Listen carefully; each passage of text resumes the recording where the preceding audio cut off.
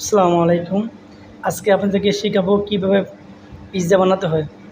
দেখেন, এখানে tomato sauce আছে, এখানে cheese, mozzarella cheese slice 1 and tomato, দিচ্ছেন চেরি টমেটো বলে, যে চেরি টমেটো দিয়ে কীভাবে পিৎজা বানাতে হয় তা আজকে আপনাদের দেখাবো।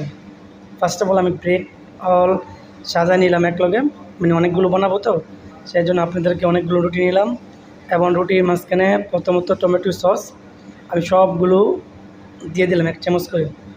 তারপরে পুরোটা রাউন্ড করে মিশাতে হবে, মানে উপরের দিকে পুরোটা মিশাইয়া গোল করে রাউন্ড করে তারপরে তারা পিৎজা সসগুলো প্রত্যেকটা রুটিকে, মানে আমি আমার পরিমাণ মতন দিয়ে রুটিগুলোকে আমি উপর দিয়ে দিলাম সসগুলো একেবারে সবগুলো দিয়ে দিছি। আপনি দেখতে পাচ্ছেন।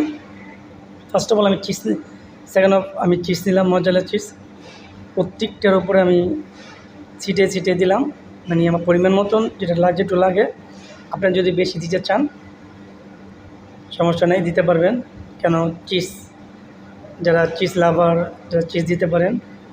আর আপনি দেখবেন পিৎজাগুলো প্রত্যেকটা যে টমেটো সস আর অনেক কিছু মিক্স আছে, এর সাথে আমি করে রাখছি এই সসগুলো। আর প্রত্যেকটা ব্রেড যেমন সসগুলো পরিপূর্ণ মতো ঠিক মতন হয়, কেন সসের টেস্ট আছে। আর চিজ তো হ্যাঁ, চিজ তো খুব টেস্টফুল, যে some people like to cheese, they can give two extra cheese, no problem. And তারপর আমি টমেটো নিলাম, যে টমেটো কাটলাম, সেই টমেটোগুলো নিয়ে আমি সবগুলো রুটির উপরে, ব্রেডের উপরে, যে রুটি পিৎজা ব্রেড আছে, যে পিৎজা ডো বলতে হয়, ডো বলি আমরা, এটার উপরে আমরা টমেটোগুলো উপরে বিছিয়ে দিলাম।